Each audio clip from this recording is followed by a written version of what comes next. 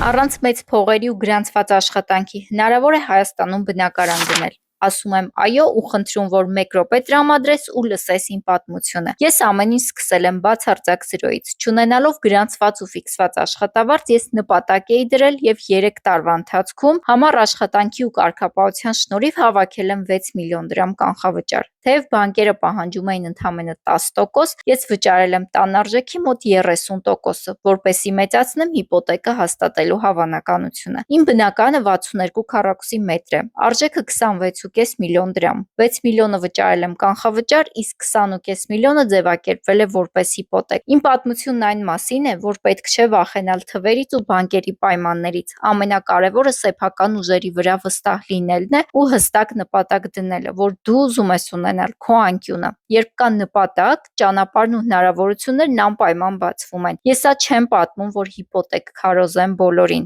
Պատմում եմ, որովհետև եթե այսօր դու մտածում ես, որ չունես կանխավճար, ուրեմն երբեք սեփական տուն չես կարող ունենալ, ապա ուզում եմ հիշեցնել, որ ես էլ մի օր զրոյից եմ սկսել։ Ուղղակի պետք է ունենալ նպատակ, կատարել հաշվարկ եւ սկսել հավաքել օրինակ առաջին 100 000-ը։ Իմ դեպքում հավաքելու process-ը տևել է 3 տարի։